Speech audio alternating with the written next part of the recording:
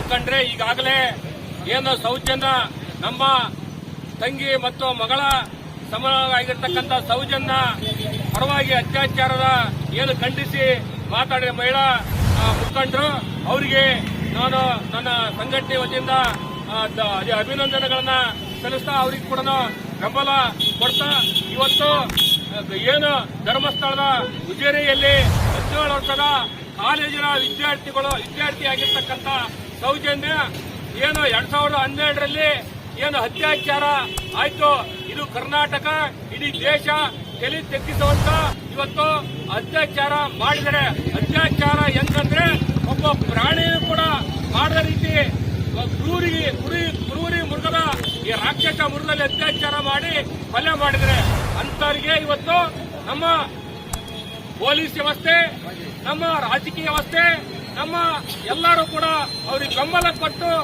ಏನು ಅಮಾಯಕ ಸಂತೋಷವನ್ನ ಬಂಧಿಸಿ ಏನು ಸುಮಾರು ತಿಂಗಳ ವರ್ಷಗಳಿಂದ ಬಂಧಿಸಿ ಅವನ ಆರೋಪಿ ಅಲ್ಲ ಅಂತೇಳಿ ಬಿಡುಗಡೆ ಮಾಡಿದರೆ, ಅತ್ಯಾಚಾರ ಮಾಡಿದರೆ ಯಾರು ಅಂತೇಳಿ ಪ್ರಶ್ನೆ. ಇತ್ತೀಚಿನ ದಿನಗಳಲ್ಲಿ ಸಮೀರ್ ಅಂತ ಒಬ್ಬ ಯುವಕ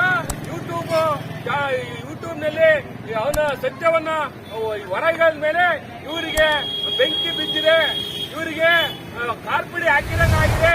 ಹಾಗಾಗಿ ಏನು ಮುಮ್ಮಳಕ ಕಳ್ಳ ಅಂದ್ರೆ ಎದಲು ಯಾಕೆ ಮುಟ್ಟಿಗೆ ನೋಡ್ಬೇಕು.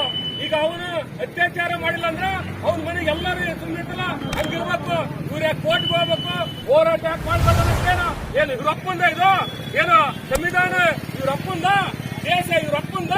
ಹೋರಾಟ ಮಾಡಬೇಡ್ರಿ, ಅದು ಮಾಡಬೇಡ್ರಿ, ಇದು ಮಾಡಬೇಡ್ರಿ ಅಂತ ಹೇಳಕ್ಕೆ ಅವ್ರು ಏನು ಅತ್ಯಾಚಾರ ಯಾವ ಬೋಳಿ ಮಗ ಯಾವ ಬೋಸರಿ ಮಗ ಮಾಡೋಣ ಅವ್ರ ವಿರುದ್ಧ ನಾವು ಹೋರಾಟ ಮಾಡೋದು. ಮಾಡಲಿಲ್ಲ ಅಂದ್ರ ಅವರು